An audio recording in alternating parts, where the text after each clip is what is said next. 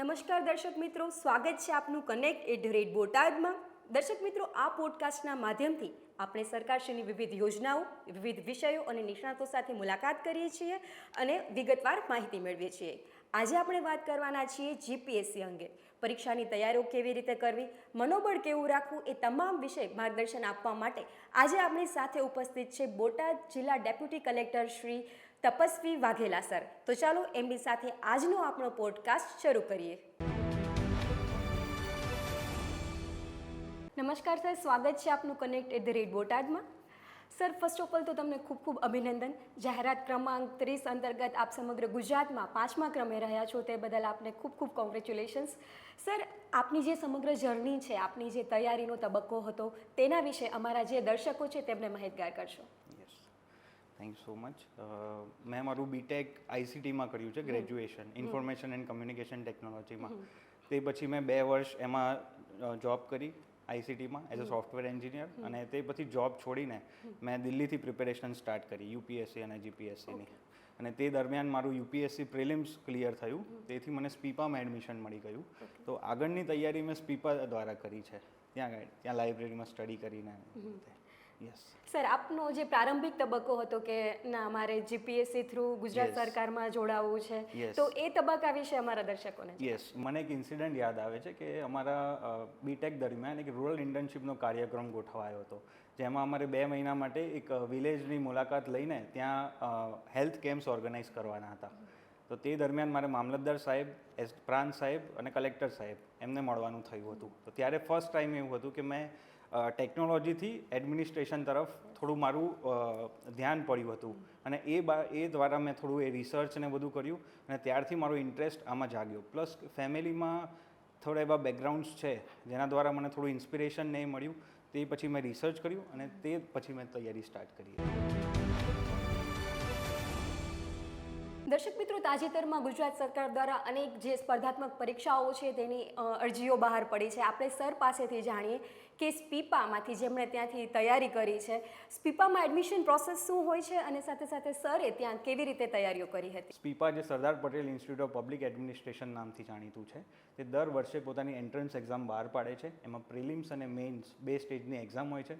કોઈ પણ ભારતનો નાગરિક એમાં એક્ઝામ આપી શકે છે, અને એના ગુજરાતમાં વિવિધ લોકેશન્સ પર સેન્ટર છે, જેમ કે બરોડા છે, રાજકોટ છે, તથા અમદાવાદમાં 2 થી 3 સેન્ટર્સ આવેલા છે. બીજો એક એડમિશન લેવાનો પ્રોસેસ એ છે કે તમે યુપીએસસીની પ્રિલિમ્સ પાસ કરો તો ઓટોમેટિકલી તમે મેન્સની પ્રિપરેશન સ્પીપા દ્વારા કરી શકો છો, અને સાઇડ બાય સાઇડ જીપીએસસીમાં પણ એ ખૂબ જ હેલ્પફુલ રહે છે. સર, સ્પીપા ખાતેના આપના અનુભવો છે એ અમારા દર્શક મિત્રો સાથે શેર કરીશું, અને સાથે સાથે આપે સ્પીપા ખાતે કેવી રીતે પ્રિપરેશન્સ કરી હતી તેના વિશે પણ અમને માહિતગાર કરશું. જી, મેં યુપીએસસીની 2020ની પરીક્ષા પાસ કરી હતી, જેથી મને સ્પીપાની મેઇન્સ બેચ માટે એડમિશન મળી ગયું હતું. ત્યાં એક નાનું સર્કલ, જે ગ્રુપ ઓફ સ્ટુડન્ટ એસ્પિરન્ટ્સ છે, તે અમે સાથે તૈયારી કરતા હતા. તો અમે રેગ્યુલર એકબીજાના આન્સર્સને ચેક કરી આપતા હતા, ઇવેલ્યુએશન કરતા, શું ભૂલો રહી ગઈ છે, શું નથી રહી. તે ગ્રુપ સ્ટડી માટે બહુ જ સારું પ્લેટફોર્મ પ્રોવાઈડ કરે છે.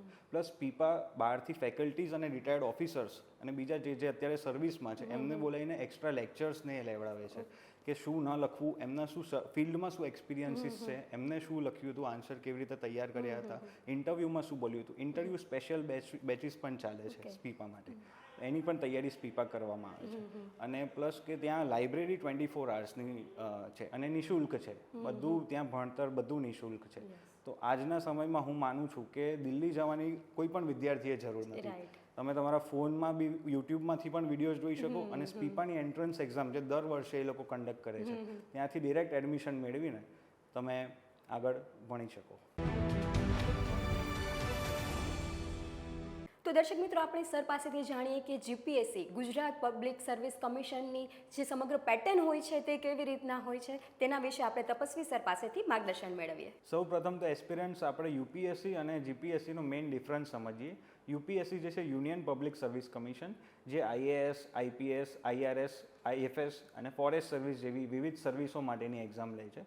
જ્યારે જીપીએસસી છે જે છે ગુજરાત પબ્લિક સર્વિસ કમિશન, જે જીએએસ, જીપીએસ જેમ કે ડેપ્યુટી કલેક્ટર છે, ડીવાયએસપી છે, આસિસ્ટન્ટ કમિશનર સ્ટેટ ટેક્સ છે, સ્ટેટ ટેક્સ ઓફિસર છે, અન્ય ક્લાસ 3ની સર્વિસ જેમ કે એસટીઆઈ છે, સ્ટેટ ટેક્સ ઇન્સ્પેક્ટર એ સર્વિસીસ માટે એક્ઝામ કન્ડક્ટ કરે છે. તો સૌ પ્રથમ આપણે જીપીએસસી ક્લાસ 1-2 માટે જે એક્ઝામ પેટર્ન છે એ સમજી લઈએ.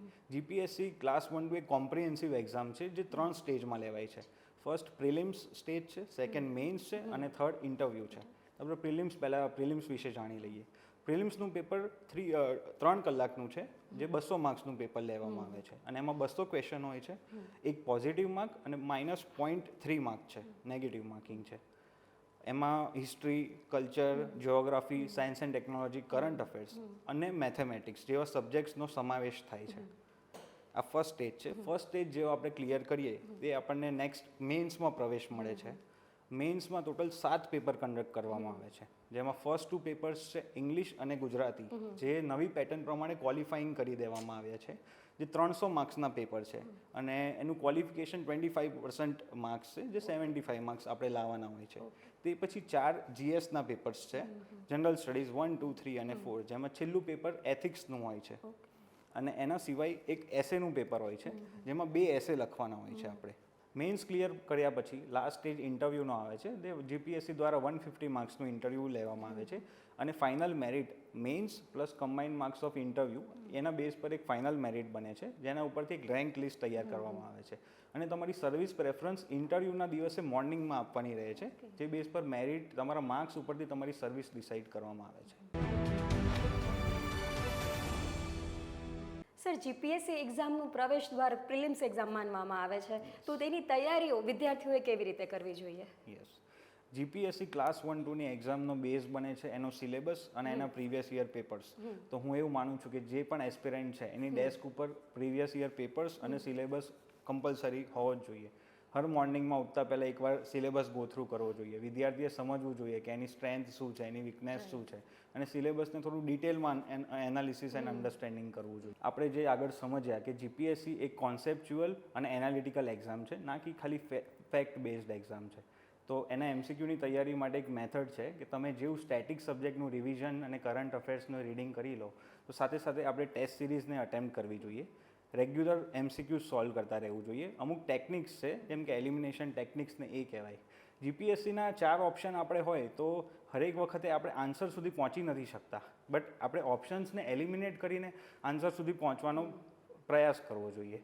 સાથે સાથે ટેસ્ટ સિરીઝને એટેમ્પ્ટ કર્યા પછી એનું એનાલિસિસ કરવું જોઈએ, એમાંથી શું નવું શીખ્યા એને નેક્સ્ટ ટેસ્ટમાં એ પ્રમાણે અટેમ્પ્ટ કરવું જોઈએ. શું આપણી સ્ટ્રેન્થ છે, શું આપણી વીકનેસ છે, એ બધુંનું એનાલિસિસ આપણે કરવું જોઈએ. જીપીએસસીની પ્રિપેરેશન એક કોમ્પ્રિહેન્સિવ છે. આપણે અલગ અલગ સ્ટેજમાં તો જનરલી પ્રિપેરેશન નથી હોતી. પ્રિલિમ્સ, મેઇન્સ અને ઇન્ટરવ્યૂ એક ઇન્ટિગ્રેટેડ પ્રિપેરેશન છે, બટ આપણે પહેલાં પ્રિલિમ્સ પર ફોકસ કરીએ.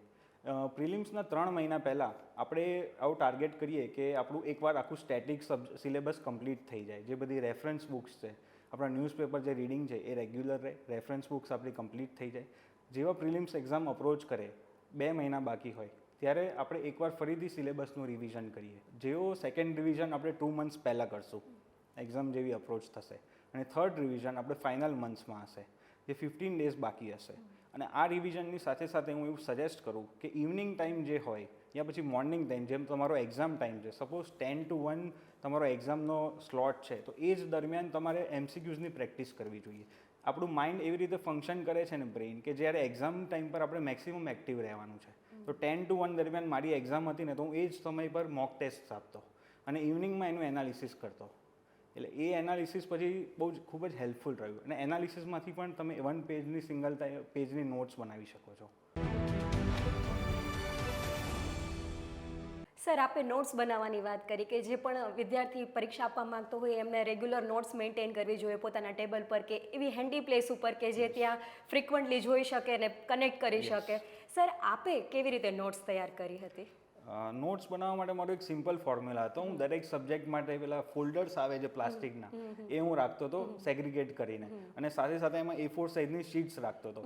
અને આપણે કોઈ પ્રિલિમ્સ માટે કે મેઇન્સ કે ઇન્ટરવ્યૂ માટે અલગથી અલગ નોટ્સ પ્રિપેર નથી કરવાની.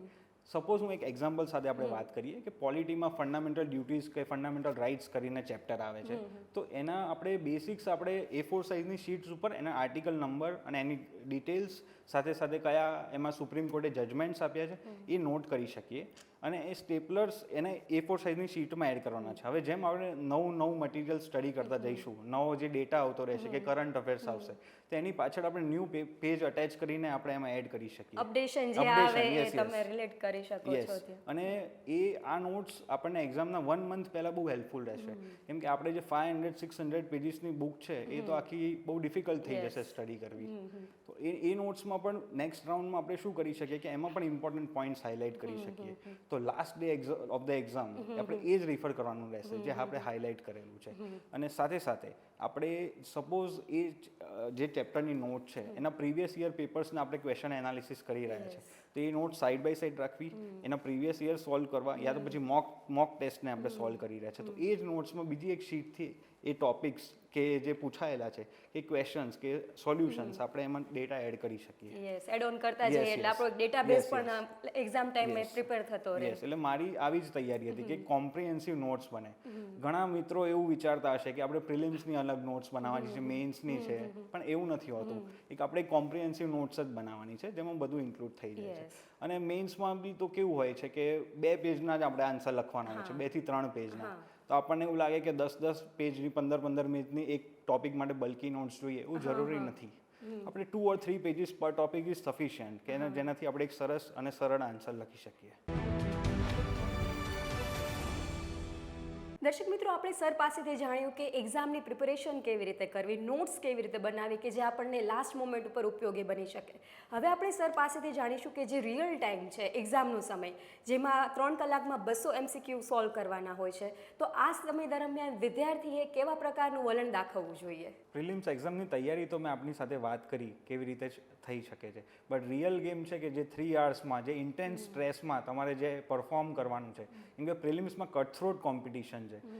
2 થી 2.5 લાખ સ્ટુડન્ટ્સ એપ્લાય કરે છે. સપોઝ 1 લાખ લોકો પણ એક્ઝામ આપે તો એનું 10,000નું સિલેક્શન થાય છે મેઇન્સ માટે. તો કટથ્રોટ કોમ્પિટિશન છે, એક માર્કનું ઇમ્પોર્ટન્સ બહુ છે. તો હું મારો જ અપ્રોચ વિશે વાત કરીશ કે અપ્રોચ શું હતો મારો. તો 3 કલાકનું પેપર જેવું આવે આપણી જોડે, 200 ક્વેશ્ચન હોય, તો પહેલાં હું એવું માનું છું કે પહેલી 1 કે 2 મિનિટમાં આખું પેપરને ટર્ન કરી જવાનું, એકવાર જોઈ જવાનું કે કયો સેક્શન ક્યાં છે. જનરલી પોલિટીના ક્વેશ્ચન્સ 20 કે 25 હશે, બધા એક સાથે હશે. પછી એના પછી હિસ્ટ્રી હશે, એવી રીતે સેક્શન્સ એક સાથે હશે. તો આપણે પ્રિપરેશન દરમિયાન આપણી સ્ટ્રેન્થ્સ અને વીકનેસ ઉપર તો ફોકસ કર્યું જ હશે. શું આપણી સ્ટ્રેન્થ હશે? તો જેમ કે મારી સ્ટ્રેન્થ હતી પોલિટી, તો હું ઓલવેઝ પોલિટીથી સ્ટાર્ટ કરતો હતો એક્ઝામ. જેનાથી શું થશે, એક બૂસ્ટ મળશે, કોન્ફિડન્સ બૂસ્ટઅપ થશે, તો પેપર થોડું સરળ લાગવા લાગશે. ઘણીવાર એવું થતું હોય છે કે કરંટ અફેર્સથી સ્ટાર્ટ કરતા હોય ઘણા લોકો, એક્સપેક્ટેડ ક્વેશ્ચન્સ ના આવી શકે કરંટ અફેર્સમાં, તો મોરલ થોડું ડાઉન થઈ જતું હોય છે, જેના લીધે પરફોર્મન્સમાં અફેક્ટ થાય છે. તો આપણે ટ્રાય કરવાનું કે આપણી સ્ટ્રેન્થથી ટ્રાય કરીએ. તો પહેલી 1 કે 2 મિનિટ દરમિયાન આપણે આખું પેપર શફલ આઉટ કરી જવાનું અને જોવાનું કે કયા સેક્શન્સ ક્યાં છે. એ પછી આપણે શરૂઆત પેપરની કરવાની, 1 by 1 ક્વેશ્ચન લેવાના.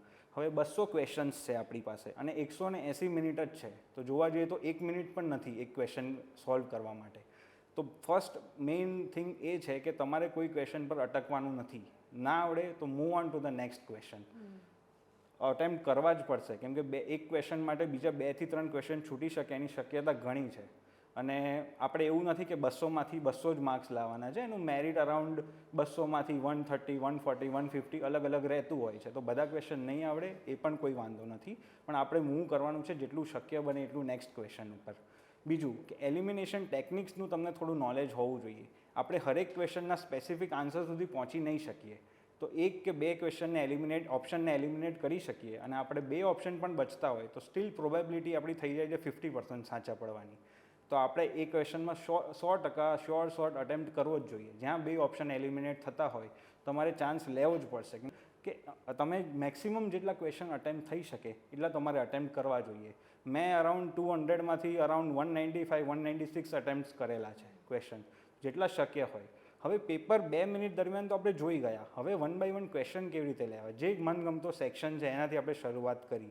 ત્યારે તમારે આન્સર માર્ક કરતા જવાનું. હું એવું સજેસ્ટ કરું છું કે પેપરમાં એકવાર ક્વેશ્ચન પેપરમાં ટીક કરી લીધા આન્સર, પછી લાસ્ટમાં માર્ક કરવું એ થોડું ડિફિકલ્ટ છે, કેમ કે ટાઈમનો ત્યારે એટલો ટાઈમ રહેશે આપણે કહી ના શકીએ. તો જેવો ક્વેશ્ચન તમારે સાચો પડો, યા તો પછી એક પેજ લઈ લો, એક પેજનું આપણે લઈ લઈએ ક્વેશ્ચન પેપરનું, એમાં 5 ક્વેશ્ચન હશે, એના આન્સર પેપરમાં માર્ક કરી લો અને પછી OMRમાં તમે ફિલ આઉટ કરી દો.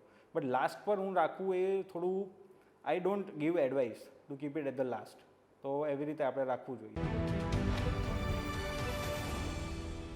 સર, આપે મેક્સિમમ અટેમ્પ્ટ્સની વાત કરી કે 200 ક્વેશ્ચન છે એમાંથી વિદ્યાર્થીએ મેક્સિમમ ક્વેશ્ચન જેટલા પોસિબલ થાય એટલા અટેમ્પ્ટ કરવા જોઈએ. આ સિવાય બીજી કઈ ટેકનિક આપ ફોલો કરતા? યસ, આના સિવાય છે એક્યુરેસી મેથડ, જે હું નહોતો ફોલો કરતો. એમાં એવું હોય છે કે તમે જેટલા શોર્ટ હો કે આ આન્સર મારી માટે રાઈટ જ છે, આ આન્સરનું સોલ્યુશન આ જ છે, તો એ માર્ક કરી દેવું. બટ એ જીપીએસસી અને યુપીએસસી એક્ઝામ્સ એવી છે કે જેને તમે શોર્ટ આન્સર્સ ના કહી શકો. એવા 100માંથી અરાઉન્ડ 30-40 ક્વેશ્ચન્સ જ હશે કે જેમાં તમે શ્યોર હોઈ શકશો આન્સરમાં. બીજા બધા એનાલિટિકલ જ હશે, અને એવા ઘણા ક્વેશ્ચન્સ આવશે કે જેમાં તમે લાસ્ટ 2 ઓપ્શન્સમાં આવીને કન્ફ્યુઝ થઈ જશો કે આમાંથી કયો રાઈટ છે. તો હું એવું સજેસ્ટ કરું છું કે 50% પ્રોબેબિલિટી છે, ચાન્સ છે કે અડધો એક તો રાઈટ પડવાનો જ છે બંનેમાંથી, તો એના સાથે આપણે આગળ વધી જવું જોઈએ અટેમ્પ્ટ કરીને.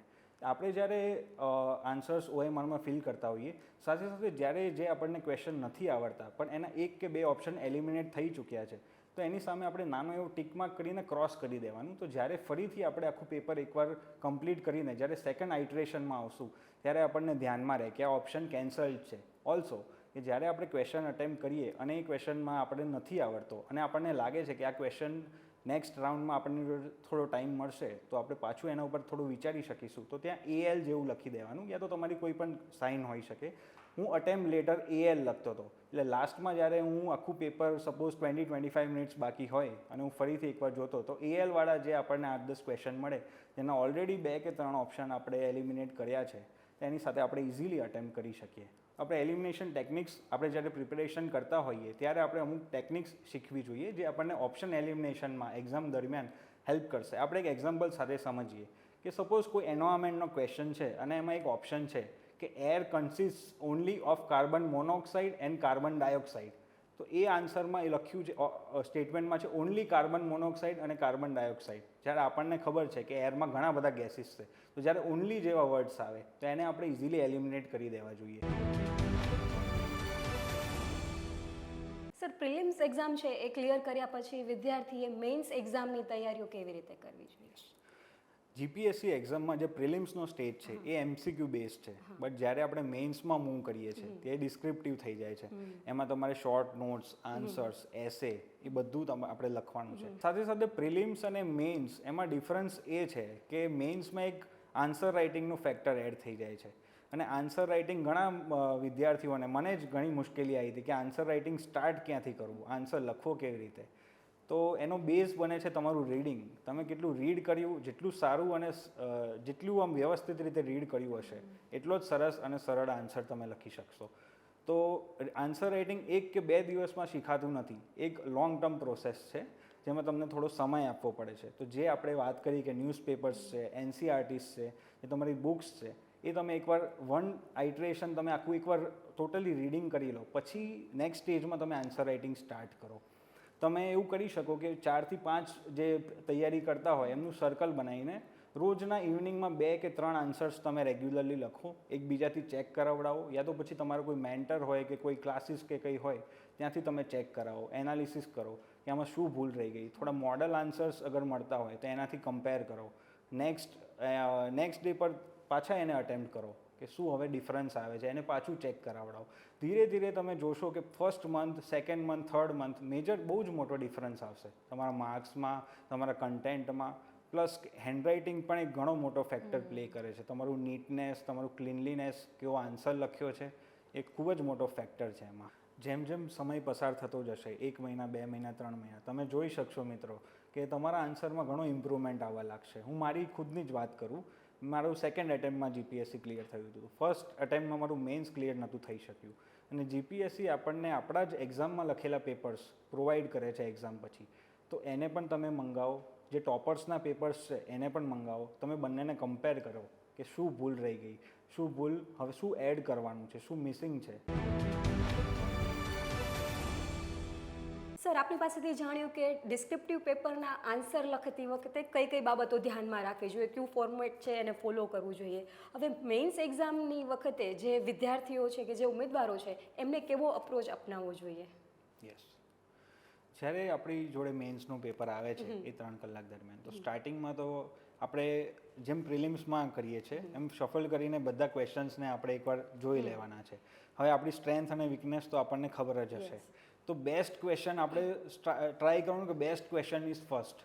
તો સ્ટાર્ટ આપણે એવું નથી કરવાનું કે ફર્સ્ટ, સેકન્ડ, થર્ડ ઓર્ડરમાં નથી જવાનું. આપણે તમે જે ક્વેશ્ચન તમને લાગે કે આમાં બેસ્ટ તમે આપી શકશો એ ક્વેશ્ચનથી સ્ટાર્ટ કરવાનું છે. અને જે તમને એવું લાગે કે આમાં નથી બહુ એવું તમારી જોડે મટીરિયલ કે કન્ટેન્ટ લખવા માટે એ આપણે લાસ્ટ માટે રાખશું. અને આન્સર કેવી રીતે વિચારવાનો એની સ્ટ્રેટેજી તો આપણે આગળ પણ ડિસ્કસ કરી.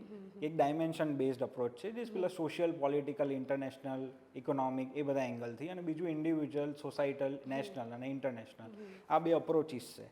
અમુક વસ્તુ ધ્યાન એ રાખવાની છે કે આપણે એમાં ડાયાગ્રામ્સ અને થોડું ચાર્ટ્સ ને એ એડ કરીએ, ટેબલ્સ શક્ય હોય તો એ એડ કરીએ. અને એમાંથી હું તમને એક એક્ઝામ્પલ પણ આપી દઉં કે ડાયાગ્રામ આપણે કેવી રીતે એડ કરવાના. સપોઝ આપણે COVID-19નું જ એક્ઝામ્પલ લીધું હતું, તો એક સર્કલ બનાવી દેવાનું, એમાં વચ્ચે ઇમ્પેક્ટ્સ ઓફ COVID-19 એવું લખી શકીએ. પછી એમાંથી 4 આઉટગોઈંગ એરોઝ લખી શકીએ. એમાં આ સાઈડ હેલ્થ મેન્શન કરી શકીએ, ઉપર એજ્યુકેશન, આ સાઈડ ઇકોનોમી. આપણે મેઇન ધ્યાન રાખવાનું છે કે આપણે મોટા મોટા ડિસ્ક્રિપ્ટિવ સ્ટેટમેન્ટ્સ નથી લખતા. જેટલા ડાયમેન્શન્સ આપણે લખી શકશું ને એટલા માર્ક્સ આપણને સારા મળશે. અમુક વાર એવું થતું હોય છે કે વિદ્યાર્થી મિત્રો ઇકોનોમી ઉપર આખું પેજ લખી દેતા હોય છે, બટ એક્ઝામિનર એક્સપેક્ટ એ કરે છે કે તમે ઇકોનોમી મેન્શન કરો, કલ્ચર વિશે લખો, હેલ્થ વિશે લખો, એજ્યુકેશન, ઇન્ટરનેશનલ શું ચાલી રહ્યું છે. જેટલા ડાયમેન્શન મેન્શન કરશો એટલા માર્કિંગ વધારે છે. એ મેં મારે બંને મેઇન્સમાં ઓબ્ઝર્વ કર્યું. એ એક્ઝામ દરમિયાન આપણે ધ્યાન રાખવાનું છે. આપણે ચાર્ટ મેથડ ફોલો કરી, આપણે ડિફરન્સ બતાવવાના છે, ડિફરન્સના ટેબલ્સ બતાવવાના છે, આપણે કોડ્સ યુઝ કરવાના છે. અને કોડ્સ અને એના માટે હું એવું સજેસ્ટ કરીશ કે વિદ્યાર્થી મિત્રો એક ડોક્યુમેન્ટ રાખે અલગથી, જેમાં ખાલી કોડ્સ અને કન્ટેન્ટ જ હોય. 2 ડોક્યુમેન્ટ એવા બનાવે કે એમાં કોડ્સ હોય અને એકમાં ડેટા હોય, ડેટા એન્ડ ફેક્ટ્સ હોય. એવા ઘણા ઇન્સ્ટિટ્યૂટ્સના પણ ડોક્યુમેન્ટ્સ મળી છે, એ તમે રિફર કરી શકો છો. સપોઝ એક ડેટા છે કે ઇન્ડિયામાં અરાઉન્ડ 17 કે 18% વિમેન છે જે ગ્લાસ સીલિંગની અબવ છે. ગ્લાસ સીલિંગ એટલે જે ટોપ અત્યારે જે MNCsમાં જે CEO, CFO એ બધા ટોપ પોઝિશન્સ હોય ત્યાં ઓનલી 17% છે. તો એ તમે એક હાઇલાઇટ કરી શકો. તો આવા જે કેચી ડેટા છે ને એનું એક આખું એક ડોક્યુમેન્ટ બનાવી શકો. તો આને તમે ઇન્ટ્રોડક્શન કે કન્ક્લુઝનમાં એડ કરશો ને, અને આ તમારા માઇન્ડમાં ઓલરેડી ડેટા હોવો જ જોઈએ, કેમ કે ત્યારે એટલો ટાઈમ તમને પ્રોવાઈડ નહીં કરવામાં આવવાનો. તો ટ્રાય કરવાનું કે આપણે આવા ડોક્યુમેન્ટ્સને મેન્ટેન કરીએ અને એ પ્રમાણે આગળ વધીએ. પ્લસ કે જે આપણે જે વાત કરી કે પહેલાં જે બેસ્ટ ક્વેશ્ચન હોય એને તમારે અપ્રોચ કરવાનો છે. અને થઈ શકે તો કોઈ ક્વેશ્ચનને એમ્પ્ટી નથી જવા દેવાનો.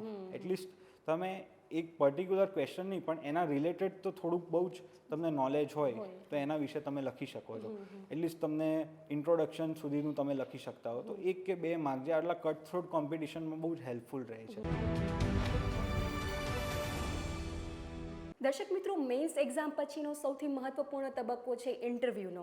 આપણે સર પાસેથી જાણીશું કે ઇન્ટરવ્યૂનો આ જે સ્ટેજ છે તેમાં કેવા પ્રકારની તૈયારીઓ કરવી જોઈએ અને તેમનો પર્સનલ એક્સપિરિયન્સ કેવો હતો. સૌથી પહેલાં તો આપણે એ સમજવું જોઈએ કે ઇન્ટરવ્યૂ એ તમારા નોલેજનું ટેસ્ટ નથી. નોલેજનો ટેસ્ટ ઓલરેડી મેઇન્સમાં થઈ ચૂક્યો છે. આ છે તમારી પર્સનાલિટીનું ટેસ્ટ. તમે કેવી રીતે બોલો છો, તમે કેવી રીતે જવાબ આપો છો, તમારા આઈ કોન્ટેક્ટ રાખો છો કે નહીં, તમે તમારો અપ્રોચ શું છે આન્સર કરવાનો, તમને અગર કંઈ નથી આવડતું તમે કેટલી હ્યુમિલિટીથી ના પાડો છો, કે એ બધી વસ્તુનો નોટ કરવામાં આવે છે. એ બધી વસ્તુ ઉપર થોડો ભાર આપવામાં આવે છે. તો આપણે જાણીશું કે હવે પ્રિપેરેશન આપણે કેવી રીતે કરી શકાય ઇન્ટરવ્યૂ માટેની. મારી પર્સનલ પણ વાત કરું કે આપણે એક ડાયરી મેન્ટેન કરવી જોઈએ. અને ફર્સ્ટ આપણે જેવા ઇન્ટરવ્યૂ રૂમમાં અપ્રોચ કરીએ એટલે એ આપણને આપણું આઈડેન્ટિટી આપણે GPSCમાં રિવીલ નથી કરવાની હોતી. તો આપણે શોર્ટ 2 to 3 લાઇન્સનું એક ઇન્ટ્રોડક્શન બનાવવું જોઈએ, જેમાં આપણું સ્કૂલિંગ, આપણું ગ્રેજ્યુએશન, અગર જોબ પ્રોફાઇલ હોય તો જોબ વિશે માહિતી, અને સર્વિસ પ્રેફરન્સ એ લોકો ઇન્ટરવ્યુઅર પૂછે તો આપણે જણાવવાનું. અને સાથે સાથે આપણી જે હોબી અને ઇન્ટરેસ્ટ હોય એ વિશેની આપણે માહિતી તૈયાર કરવાની. આ 2 થી 3 મિનિટનું ઇન્ટ્રોડક્શન તમારું હોવું જોઈએ. અને આ ખૂબ જ ઇમ્પોર્ટન્ટ પાર્ટ બને છે ઇન્ટરવ્યૂનો, કેમ કે આના ઉપર ઘણા સવાલ આવી શકે છે આપણને. જેમ હું મારું જ એક્ઝામ્પલ લઈ લઉં તો મને મારું ગ્રેજ્યુએશન ઇન્ફોર્મેશન એન્ડ કમ્યુનિકેશન ટેકનોલોજીમાં છે. તો મને એના ઉપર ઘણું પૂછવામાં આવ્યું હતું. IT પોલિસી વિશે પૂછવામાં આવ્યું હતું. ઇન્ડિયા કેવી રીતે બૂમ કરી રહ્યું છે, આગળ વધી રહ્યું છે, India is a net exporter of softwares બની રહ્યું છે, એના વિશે પૂછવામાં આવ્યું હતું. તો અમુક પોલિસીસ છે જે તમારા એજ્યુકેશન બેકગ્રાઉન્ડથી રિલેટ કરે છે, અમુક જે આજકાલ ડેવલપમેન્ટ્સ થઈ રહ્યા છે એના વિશે ખાસ માહિતી હોવી જોઈએ. તો એ જે ડાયરી તમે મેન્ટેન કરશો એમાં ઇન્ટ્રોડક્શન સાથે સાથે આ બધી વસ્તુ ઉપર એનાલિસિસ કરવાનું છે તમારે. નેક્સ્ટ છે આપણી હોબીઝ. હોબીઝ મારી હતી ફિશ કીપિંગ એન્ડ એક્વાકલ્ચર. મને ફિશિસનો એનો ઘણો શોખ છે અને હું એક્વાકલ્ચરમાં આઈ એમ એન એક્વેરિસ્ટ. તો મને ઇન્ટરવ્યૂમાં એના ઘણા એક ડિફરન્ટ છે બીજા બધા હોબીઝ કરતાં. આમ ઘણા લોકોની બુક રીડિંગ ને એવી હોબીઝ હોય છે, બટ મારી ઘણી અલગ લાગી. તો ઇન્ટરવ્યુઅરે ઘણો 5 to 7 મિનિટ્સ સરે એના ઉપર ફોકસ કર્યું હતું, જેમાં મને એન્વાયરમેન્ટ વિશે ઘણા ક્વેશ્ચન્સ પૂછ્યા હતા, વોટર ક્વોલિટી વિશે ઘણી ક્વેશ્ચન પૂછ્યા હતા. પછી હમણાં ત્યારે જ સાબરમતી નદીમાં એક ઇન્વેઝિવ સ્પીશી છે ફિશની, પ્લેકો કરીને, એને છોડી દેવામાં આવી હતી. તો એ રિસન્ટ ન્યૂઝમાં હતું. તો મને ઇન્વેઝિવ સ્પીશી કઈ છે એના વિશે પૂછવામાં આવ્યું હતું. તો એ મને થોડું નોલેજ હતું, તો એના વિશે મેં થોડું માહિતી આપી. વોટર ક્વોલિટી વિશે પૂછવામાં આવ્યું હતું. પછી એમાં એથિકલ ક્વેશ્ચન પણ હોઈ શકે કે should fishes be kept in an aquarium, એના વિશે પૂછવામાં આવે. એટલે તમારે હરેક ડાયમેન્શન પર જે મેઇન્સના સબ્જેક્ટ્સ છે એના ઉપર તમારે નોલેજનો ટેસ્ટ તો થઈ ગયો છે, પણ એટલીસ્ટ એક તમે ઓવરવ્યૂ જે તમે ઇન્ટરવ્યૂમાં ઇન્ટ્રોડક્શનમાં મેન્શન કરો છો એના રિલેટેડ થોડું નોલેજ હોવું જોઈએ. મને યાદ છે કે કોઈકે ક્રિકેટ કીધું હતું હોબી, તો એમને બોલ હોય ક્રિકેટનો એનું ડાયમેન્શન પૂછવામાં આવ્યું હતું કે બોલની સાઇઝ શું હોય છે, એ વિશે માહિતી હતી. રિસન્ટ જે ટેસ્ટ મેચિસ કે રમાયું હોય, ક્યાં રમાયું હોય છે, કયા રેકોર્ડ્સ છે, એ વિશે માહિતી હોવી જોઈએ. અગર તમે રીડિંગ તરીકે તમારી હોબી જણાવો છો, બીજી કોઈની હોબી હોઈ શકે રીડિંગ, તો એમાં તમને ફિલોસોફર્સ જે આજના ગુજરાતના સાહિત્યકારો છે તે વિશે માહિતી હોવી જોઈએ. તમે જે તમારા ઇન્ટ્રોડક્શનમાં બોલો છો એનો એક કીવર્ડ ઉપર તમને ક્વેશ્ચન થઈ શકશે. એટલે સિગ્નિફિકન્ટ પાર્ટ ઓફ ઇન્ટરવ્યૂ તમારા જે ઇન્ટ્રોડક્શન હશે એને જ કવર કરવામાં આવશે. સાથે સાથે તમે જે સર્વિસ પ્રેફરન્સ આપવાના છો, મને પૂછવામાં આવ્યું હતું, મને જે ઇન્ટરવ્યુઅર હતા એમણે જ કીધું હતું કે your preference must be deputy collector, right? તો એટલે ત્યારે બહુ જ સ્માઇલ પણ નથી કરવાની, એ પણ આપણે ધ્યાન રાખવાનું છે ઇન્ટરવ્યૂમાં. તો તમે તમારા પ્રેફરન્સ વિશે થોડું જાણકારી મેળવવી જોઈએ. જેમ કે તમારો ડેપ્યુટી કલેક્ટર તરીકે ફર્સ્ટ પ્રેફરન્સ હોય, તમે બેસિક જે લોસ છે, જેમ કે લેન્ડ રેવન્યુ કોડ છે, ટેનન્સી એક્ટ છે, તે વિશે બેસિક ઇન્ટ્રોડક્શન તમને માહિતી હોવી જોઈએ કે કયા વર્ષમાં આવ્યો હતો, શા માટે લાવવામાં આવ્યો હતો. જેમ કે તમારું પ્રેફરન્સ ડીવાયએસપી છે, તો તમને ગુજરાત પોલીસ એક્ટ વિશે માહિતી બીટ ઓવરવ્યૂ જસ્ટ હોવો જોઈએ. તમારું preference assistant commissioner state tax છે, તો તમે જીએસટી સ્ટ્રક્ચર વિશે માહિતી હોવી જોઈએ, એના શું મેરિટ્સ છે, કોઈ ડીમેરિટ હોય તો તે જણાવો. તમે જે પણ તમે મેન્શન કરશો, તમે જે બોલશો એમાં રિવર્ટ ક્વેશ્ચન 100% આવી શકે છે. તો થોડું તમારે વિચારીને બોલવાની જરૂર છે.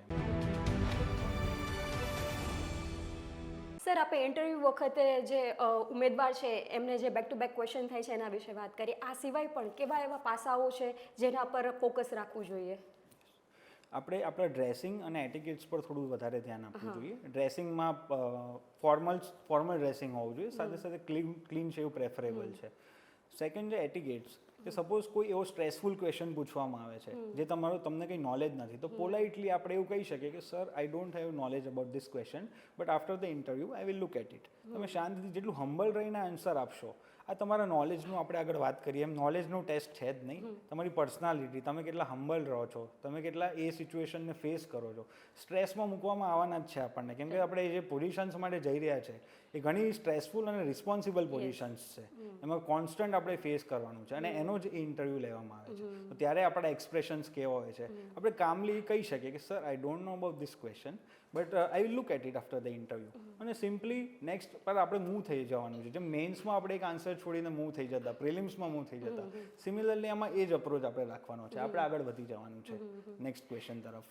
યસ સર, આ સાથે જ મને એક ક્વેશ્ચન એ પણ થાય છે કે ઘણા ઉમેદવારો છે એને પ્રશ્ન હોય કે ઇન્ટરવ્યૂ વખતે કઈ ભાષા બોલવાની હોય છે? શું એ ગુજરાતીમાં આન્સર આપી શકે છે કે ઇંગ્લિશમાં આન્સર આપી શકે છે? તો એમની ભાષા વિશે આપ થોડું જણાવશો. યસ, હું મારો જ એક્સપિરિયન્સ કહું કે આપણે જેવા ઇન્ટરવ્યૂ રૂમમાં એન્ટર થઈએ છીએ એટલે બોર્ડ બેઠેલું હોય છે, આપણે બધાને ગ્રીડ કરવાનું છે, good morning sir, good morning ma'am. અને ત્યારે જ આપણે બેસતા પહેલાં એમની પરમિશન લેવાની છે કે સર મેમ મે આઈ સિટ, અને પછી જ આપણે બેસવાનું છે.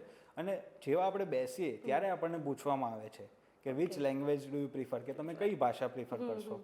તો ત્યારે તમે જે ઇંગ્લિશમાં કે જે ગુજરાતીમાં કમ્ફર્ટેબલ હો એ તમે ભાષાનું સિલેક્શન કરી શકો છો. અને એવું કમ્પલસરી નથી કે તમે કોઈ આન્સર કદાચ તમને ઇંગ્લિશમાં આપવો હોય કે ગુજરાતીમાં આપવો હોય, તો એવું કોઈ રિસ્ટ્રિક્શન નથી કે તમે ભાષામાં એક ક્વેશ્ચન માટે બદલી શકો. કમ્યુનિકેશન વેરી કોર્ડિયલ છે ઇન્ટરવ્યૂ પેનલ સાથે, એ મારો એક્સપિરિયન્સ છે.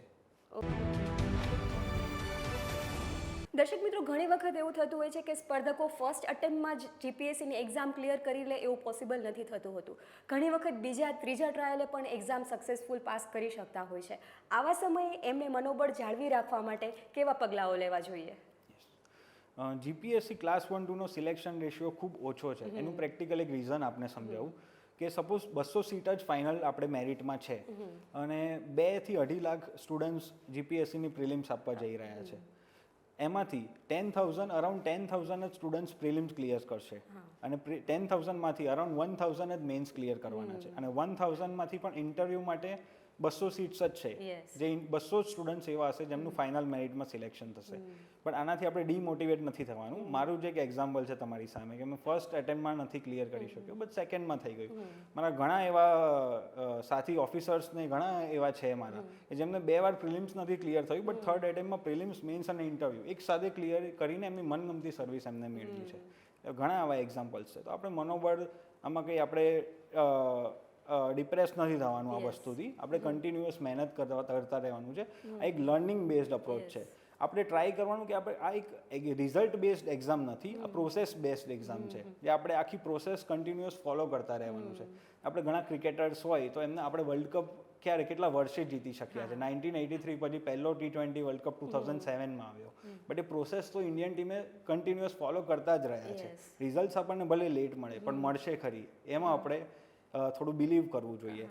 મને મારી પ્રિપેરેશન દરમિયાન એક ડૉક્ટર એપીજે અબ્દુલ કલામનું એક સ્ટેટમેન્ટ છે જે ખૂબ જ હેલ્પફુલ રહ્યું છે કે winners are not only those who do not fail but also those who do not give up. તો મેં પણ ગીવ અપ નહોતું કર્યું. મારા જે સાથી મિત્રો જેમની મેં વાત કરી, જે 3rd 4th અટેમ્પ્ટમાં જેમણે ક્લિયર કર્યું છે, એમણે પણ ગીવ અપ નથી કર્યું. તો હું આપને પણ એ જ મેસેજ આપવા માગું છું કે તમે પણ ગીવ અપ ના કરશો. કેટલું પણ પ્રોબ્લેમ્સ આવે, કેટલું પણ ડિમોટિવેટિંગ લાગે, પણ every morning is a new morning. તો તમે કન્ટિન્યુઅસલી પ્રિપેર કરતા રહો, શીખતા રહો. જે નવા લર્નિંગ્સ આવતા રહ્યા છે એ પ્રોસેસ છે. તમે રિઝલ્ટ્સ પર એટલું ફોકસ ના કરો. એ 2 થી 3 દિવસ તમને એવું લાગશે રિઝલ્ટ પછી કે અમે આટલી મહેનત કરી હતી, મને પણ બહુ જ લાગતું પણ સ્ટીલ અમે ક્લિયર ના કરી શક્યા. તમને એવું હોય તો તમારા ફેમિલી જોડે ડિસ્કસ કરો, એમની જોડે બેસો, થોડો ટાઈમ આપો. તમારા ફ્રેન્ડ્સ હોય એમની જોડે વાતચીત કરો અને એક પોઝિટિવ એન્વાયરમેન્ટ બનાવો તમારી અરાઉન્ડ. અને એ 2 થી 3 દિવસમાં બહાર આવીને પાછું એ પ્રોસેસમાં આપણે લાગી જવાનું છે અને આ સતત મહેનત કરશો તો રિઝલ્ટ તો ચોક્કસ જોવા મળશે. સર, એક જીપીએસસી કેન્ડિડેટે કેવા પ્રકારની વાંચન સામગ્રી છે એ એના રૂટીનમાં ઇન્વોલ્વ કરવી જોઈએ અને કેવા પ્રકારનું વાંચનથી એને અપડેટ રહેવું જોઈએ? વાંચન જીપીએસસી માટે બેઝ બને છે. વાંચનથી જ તમે સારી આન્સર રાઇટિંગ, સારું બોલવાનું, ઇન્ટરવ્યૂમાં તમારા આન્સર્સ અને પ્રિલિમ્સમાં એમસીક્યુઝ એ પણ એક વાંચશો જેવા અને ઇન્સ્ટન્ટ કેટલું તમને સમજ આવે છે, ક્લિક થાય છે, એ બધું વાંચન પર ડિપેન્ડ કરશે. તો રેગ્યુલર તમે મોર્નિંગમાં તો જેમ આપણે વાત કરી કે ન્યૂઝપેપર્સથી સ્ટાર્ટ કરવું જોઈએ. પછી તમારી જે સ્ટેટિક બુક્સ છે જનરલ સ્ટડીઝની એ વાંચવી જોઈએ. તે પછી તમે કરંટ અફેર્સમાં ઇન્સ્ટિટ્યૂટના મેગેઝિન યા તો પછી પ્રકાશનને આપણું પાક્ષિક વાંચી શકો, ઇન્ફોર્મેશન ડિપાર્ટમેન્ટનું. એ ઘણું હેલ્પફુલ છે. મારા ઘણા બધા મિત્રો હતા અને મેં પણ ઘણા બધા પાક્ષિક વાંચેલા છે. તો એ જે મંથલીને આવતા હોય છે એની ઉપર ઘણું ફોકસ થઈ શકે છે. ઇવનિંગમાં તમે તમારા નોટ્સને વાંચી શકો છો. સાથે સાથે વીકેન્ડ્સ ઉપર તમે સાહિત્ય વાંચવું હોય કે કોઈ નોવેલ વાંચ્યું હોય તો 2 થી 3 કલાક એને આપી શકાય છે. અને લેંગ્વેજ બેઝડ, જેમ કે મને ગુજરાતી લેંગ્વેજમાં થોડો સ્ટાર્ટિંગમાં પ્રોબ્લેમ આવતો હતો, તો એના માટે અલગથી સાહિત્યકારની બુક્સ હોય, લિટરેચર હોય, ગુજરાતી લિટરેચર હોય, કે એમ મુનશીની બુક્સ છે એના ઉપર આપણે વાંચી શકાય. ઇંગ્લિશમાં હોય તો કોઈ પોએમ્સ તમે વાંચી શકો, કોઈ કોટ્સ વાંચી શકો, તો જે તમને મેઇન્સમાં આન્સર રાઇટિંગમાં પણ હેલ્પફુલ રહેશે. દર્શક મિત્રો, એક સિવિલ સર્વિસીસના એસ્પિરન્ટ છે એનું સમગ્ર રૂટીન છે એ કેવું હોવું જોઈએ, એમનું પ્લાનિંગ કેવું હોવું જોઈએ, તેના વિશે આપણે સર પાસેથી માર્ગદર્શન મેળવીશું. એક એસ્પિરન્ટ માટે એની જે ડેલી રૂટીન છે ખૂબ જ મહત્ત્વનું છે. એ ભલે મોનોટોનસ લાગે બટ એ કન્ટિન્યુઅસ તમારા આખી પ્રોસેસ બેઝડ જ છે અને તમારા ગ્રોથ અને ડેવલપમેન્ટમાં ખૂબ જ કારગર સાબિત થાય છે. તો હું પોતે એવું કરતો હતો કે એક વીકલી ડાયરી અને એક ડેઇલી ડાયરી મેન્ટેન કરતો હતો. સપોઝ મારે આ વીકમાં 2 સબ્જેક્ટ કવર કરવાના છે તો એને મેં વીકલી ડાયરીમાં મેન્શન કર્યા કે હિસ્ટ્રી અને પોલિટી છે, આ 2 સબ્જેક્ટ્સ મારે રિવાઇઝ કરવાના છે. હવે એ વીકલી ડાયરીને હું બેઝ રાખીશ અને હું એક ડેઇલી ડાયરી મેન્ટેન કરીશ જેમાં હું ડેઇલી એનું જે પ્લાનિંગ હશે એ હશે. અને એમાં એવું હશે કે એક A4 સાઇઝની તમે શીટ લઈ લો, એમાં ઉપર ડેટ મેન્શન કરો. હવે તમે જે દિવસમાં આખું જે એક્ટિવિટીઝ કરવાના હો એ મેન્શન કરો. સવારમાં હું ન્યૂઝપેપર રાખતો તો એક ચેકબોક્સ બનાવવાનું, એની બાજુમાં ન્યૂઝપેપર, એની નીચે તમે ફર્સ્ટ 3 ચેપ્ટર્સ કવર કરવાના હો તો એની ચેપ્ટર 1, 2, 3 એવી રીતે લખી દો હિસ્ટ્રી. એના પછી નીચે ચેપ્ટર 1, 2, 3 જે બીજો સબ્જેક્ટ પોલિટી એ લખી દો. એની નીચે તમે કરંટ અફેર્સના સપોઝ 10 પેજીસ કવર કરો છો પાક્ષિકના, તો એ મેન્શન કરી દો કરંટ અફેર્સના. એના નેક્સ્ટ તમે કોઈ યુટ્યુબ વિડીયો તમારે જોવાનો છે, કોઈનો લેક્ચર જોવાનો છે, તો એ મેન્શન કરી દો. એટલે આખા દિવસમાં તમે ટ્રેક રાખી શકશો કે તમારે આજે કયા કયા ટાસ્ક કમ્પ્લીટ કરવાના છે. અને જેવો એ ટાસ્ક કમ્પ્લીટ થાય, સપોઝ તમે ન્યૂઝપેપર રીડ કરી લીધું, તો એને ચેકબોક્સ કરી દો.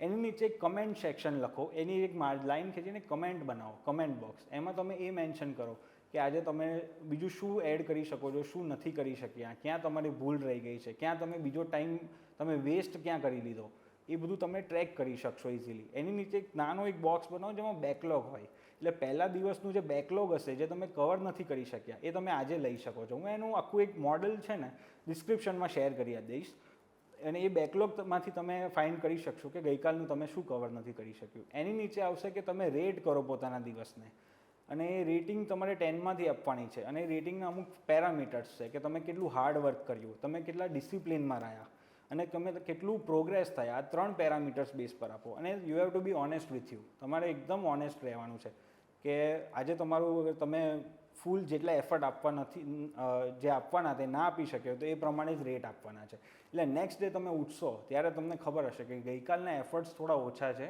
તો આજે વધારે એફર્ટ્સ આપવા પડશે. એમ ડેઈલી તમારે પ્રીવિયસ ડે રાત્રે બેસીને નેક્સ્ટ ડેનું પ્લાનિંગ કરી નાખવાનું છે. એવી જ રીતે આ વીકલી પ્લાનિંગ થઈ ગયું, આ ડેઈલી પ્લાનિંગ થઈ ગયું. એવી જ રીતે તમારે વીક બાય વીક વીકલી પ્લાનરમાં લખતા જવાનું છે. તો તમારે એક ફોકસ રીતે આખું ડેઈલી રૂટીન ચાલ્યા રાખશે.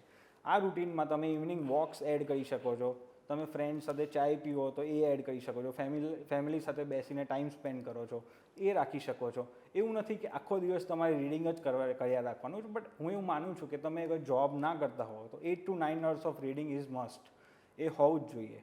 અને હું એવું સજેસ્ટ કરું કે તમે 7 to 9 hours ઓફ સ્લીપ લો પીસફુલ, એ બહુ જરૂરી છે આખું રીડિંગ કર્યા પછી. સર, એક શિસ્તબદ્ધ એસ્પિરન્ટ બનવા માટે શું અગત્યનું છે? ફર્સ્ટ તો આમાં કન્સિસ્ટન્સી રાખવી પડે પ્રિપેરેશનમાં. સેકન્ડ છે કે ડિસિપ્લિન રાખો. તમે જે આપણે ડેઈલી રૂટીનની વાત કરી, જે ડાયરી બનાવવાની છે ને એને રેટ કરવાનો છે પોતાના દિવસને, એ કન્ટિન્યુઅસ કરતા રહો. એમાં તમે જુઓ કે બ્રેક ના પડે. થર્ડ છે કે થોડા આપણા ડિસ્ટ્રેક્શન્સ છે, જેમ કે સોશિયલ મીડિયામાં ઘણા એપ્સ, ઇન્સ્ટાગ્રામ છે, ફેસબુક છે. હું મારું પોતાનું એક્ઝામ્પલ લઉં તો મેં ત્યારે ટોટલી ડીએક્ટિવેટેડ રાખ્યું હતું. હું યુઝ નહોતો કરતો એ 3 to 4 years દરમિયાન. તો ટ્રાય કે તમે એને બહુ એક્સેસ ના કરો અને જેટલું દૂર રહી શકો એટલું રહો. તમે યુટ્યુબનો હેલ્પ લઈ શકો છો ઘણા લેક્ચર્સને એ જોવા માટે, બટ તમે ટ્રાય કરો કે એની લિમિટ એ લેક્ચર્સને એ સુધી જ રહે. બીજું અગત્યનું એ છે કે આપણે થોડું સોશિયલ ઇન્વોલ્વમેન્ટ ઓછું કરી દઈએ. હું મારું પર્સનલ એક્ઝામ્પલ લઉં તો મેં ઘણા મેરેજીસમાં જવાનું અવોઇડ કર્યું હતું ત્યારે, બર્થડેઝ, બધા ફ્રેન્ડ્સ અલગ અલગ ટ્રીપ્સને કરતા હોય, તો પણ આપણે આપણું ફોકસ જીપીએસસીની પ્રિપેરેશન પર રાખીએ અને આ બધામાં થોડું ઇન્વોલ્વમેન્ટ ઓછું કરીએ તો આપણો સમય પણ બચશે અને આપણે ફોકસ પણ રહીશું. સર, આપે અગાઉ પણ કહ્યું કે સફળતા એ માત્ર લક્ષ્ય નથી, ઇટ્સ અ પ્રોસેસ, એ યાત્રા છે. આપ અમારા તમામ દર્શકોને શું સંદેશ આપશો? હું આપને એ કહેવા માંગુ છું મિત્રો કે તમે ડેડિકેશનથી આમાં લાગ્યા રહો, તમે શીખતા રહો, તમે ઓનેસ્ટ રહો પોતાની પ્રિપેરેશનથી. તમે જે મેં ડેઇલી રૂટીન કીધું એ ફોલો કરતા રહો. શ્યોર તમને સક્સેસ મળશે. અમે બધા, હું મારું એક્ઝામ્પલ છે, મારા સાથી મિત્રો છે જે આજે સારી સારી પોઝિશન્સ પર છે, એ બધા આપનું વેઇટ જ કરી રહ્યા છે. તમે એક્ઝામ ક્લિયર કરો અને આ સાઈડ આવો. અને બધા મિત્રોને બેસ્ટ વિશીસ. તમે સફળ થાવ અને કંઈ પણ હોય તો આપણે ફરીથી કનેક્ટ કરીશું આવી રીતે. Sir, thank you so much. connect@boardમાં ઉપસ્થિત રહેવા બદલ અને તમામ યુવા દોસ્તોને આટલું સુંદર માર્ગદર્શન આપવા બદલ thank you so much sir. હું જિલ્લા કલેક્ટર સાહેબ તથા જિલ્લા વહીવટી તંત્રનો ખૂબ ખૂબ આભાર માનું છું કે મને આ મંચ પ્રોવાઈડ કર્યો. આનાથી આપણે આપણા યુવા સાથી જે પ્રિપેર કરી રહ્યા છે એમને ખૂબ હેલ્પ રહેશે એવી આપણે આશા રાખીએ. અને આગળ ક્યારે પણ આપણે ફરીથી સેશન ઓર્ગેનાઇઝ કરીએ જે થોડો ડિટેલ હોય, ફોકસ્ડ હોય. અને જે પણ હું મિત્રોને પણ કહું છું કે આમાં કમેન્ટ પણ કરજો કે જે તમને માહિતી જોઈતી હોય તો આપણે ફરીથી આવો સેશન કન્ડક્ટ કરીશું. Thank you. તો દર્શક મિત્રો, આ હતો આજનો આપણો પોડકાસ્ટ. આ પોડકાસ્ટ તમને કેવો લાગ્યો ચોક્કસથી અમને જણાવો. અમારી યુટ્યુબ ચેનલને લાઇક, શેર અને સબસ્ક્રાઇબ કરો. ફરી મળીશું આવા માહિતીસભર પોડકાસ્ટ સાથે. ત્યાં સુધી રજા આપો. નમસ્કાર.